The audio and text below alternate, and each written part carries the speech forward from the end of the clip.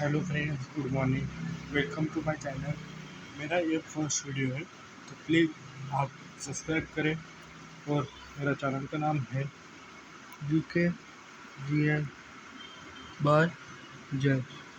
ये आपके बहुत काम आ सकता है, एसएससी हो या रेलवे एग्ज़ाम हो, आप इस पर यूज कर सकते हैं। तो फर्स्ट टॉपिक है हमारा आज वीडियो का, the president of India. President of India, ये हमारा आज का वीडियो का टॉपिक है। तो चलो फ्रेंड, मिलते हैं प्रेसिडेंट ऑफ इंडिया।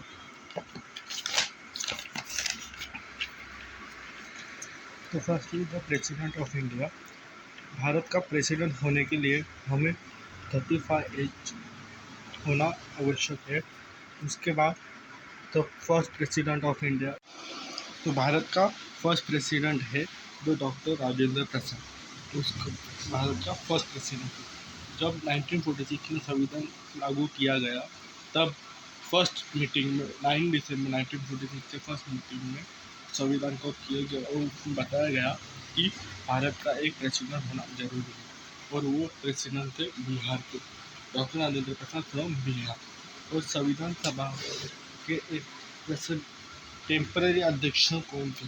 जब 1946 में संविधान लागू किया, तब संविधान सभा के एक टेम्पररी अध्यक्ष हुआ करते थे, उसका नाम था संचिन सिंघा। संचिन सिंघा फर्स्ट टेम्पररी अध्यक्ष थे। डॉक्टर राजेंद्र प्रसाद आज टू टाइम, हाँ, the doctor Rajendra Prasad it is the only one person is the two-time president, only and only one person, जो अभी तक सिर्फ एक ही है, राजेंद्र प्रसाद, जो 2 टाइम प्रेसिडेंट बना। उसके बाद कोई भी नहीं बना है। Second is the first vice president होना चाहिए।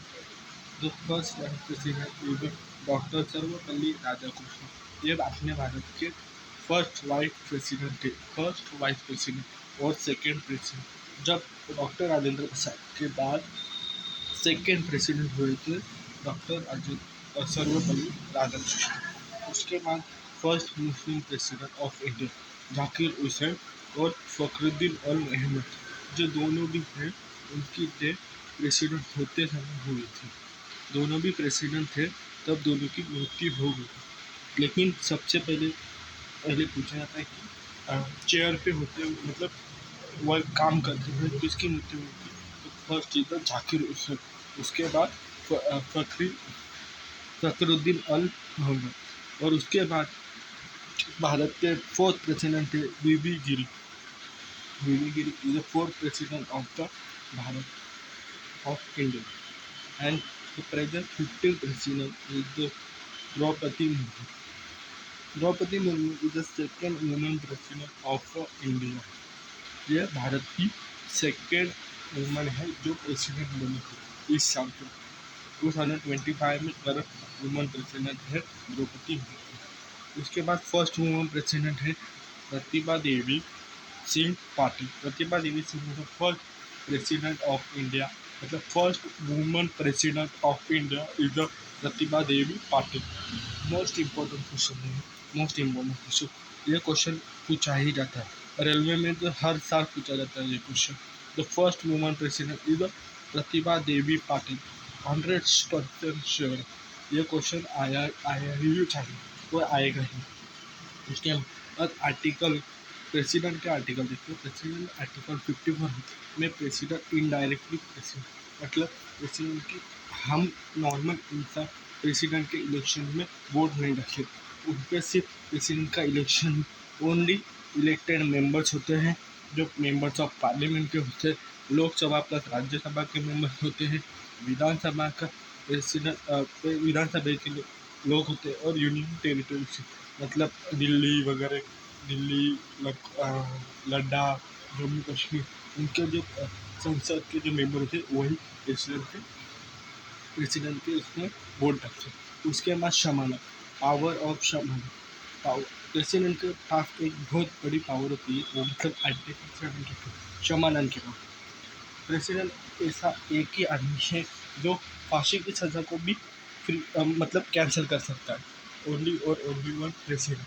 प्रेसिडेंट ओनली ऐसा एक ही पर्सन है जो प्राइम मिनिस्टर भी नहीं कर सकता, उपराष्ट्रपति भी नहीं कर सकता। ओनली प्रेसिडेंट ही समाधान और अपनी सज़ा कम कर सकता है या पूरा रद्द भी कर सकता है। उसके बाद आर्टिकल 61 में है महाभियोग लागू होना, मतलब प्रेसिडेंट पे महाभियोग। तो उसके तो उसको लोकसभा और राज्यसभा के स्टार्ट किया जाता है और 14 दिन की नोटिस पीरियड भेजा जाता है कि आप पे महाभियोग लगा, आप पे महाभियोग लगने वाला है, ऐसा बोल के। और 14 नहीं तो इस 14 और उस पर 1/3 मेंबर्स की साइन लगती है और 2/3 मेजोरिटी लगती है, उसके बाद ही वो बिल पास होता है। उससे पहले वो बिल पास नहीं होता है। उसके बाद नीलम संजीव रेड्डी बाबू, ये प्रेसिडेंट थे। वो नो वोटिंग, मतलब उनका बिना वोटिंग के वो सिलेक्टेड किया गया, मतलब वो किसी के तो बदले थे, वो मुझे पता नहीं है, लेकिन वो प्रेसिडेंट थे। और उसके बाद प्रेसिडेंट का সময়काल 5 साल का होता है, आर्टिकल 56 में बताया गया है। उसके बाद professional president and single transportation vote system से प्रेसिडेंट का वोटिंग चाहिए, इसे आर्टिकल 55 में बताया गया है। President are the appointment head, president के ऑर्डर के सिवा आर्मी, एयरफोर्स और नेवी काम नहीं करती, उनको सिर्फ और सिर्फ प्रेसिडेंट पे ही गलत। प्रेसिडेंट का ऑर्डर आया तो ही वो अटैक या खुद भी देश के लिए कर सकते हैं। उसके बाद डिक्लेयर इमरजेंसी, आर्टिकल 52 में नेशनल इमरजेंसी की बात किया गया। नेशनल इमरजेंसी 1975 में लगे थे, जब हमारे भारत के प्रेसिडेंट थे फखरुद्दीन अली अहमद, तो इनकी भी डेथ हुई थी। उसके बाद हम प्रेसिडेंट के बारे में थोड़ा सा आर्टिकल लिखते हैं। फर्स्ट आर्टिकल इज 52, भारत का एक प्रेसिडेंट होना चाहिए और वो इंडियन सिटीजन होना चाहिए। उसके बाद एग्जीक्यूटिव पावर ऑफ यूनियन 53 में बताया। 54 में इलेक्शन ऑफ प्रेसिडेंट के इलेक्शन के बारे में बताया गया है और वो इनडायरेक्ट होता है। 55 मैनर, मतलब उसके लिए क्या क्या लगता है प्रेसिडेंट होने के लिए, वो मैनर 55 में बताया है। टर्म कितने साल का, 5 साल का होता है प्रेसिडेंट। 56 में 57 में बताया गया री इलेक्शन के बारे में 57 में बताया। उसके बाद 58 में बताया गया है कि क्वालिफिकेशन की क्या ज़रूरत है, क्या क्या करना पड़ेगा प्रेसिडेंट होने के लिए। इसके बाद हम आर्टिकल 60 में शपथ की बात किया गया है कि प्रेसिडेंट बनने के बाद शपथ कौन लेता है,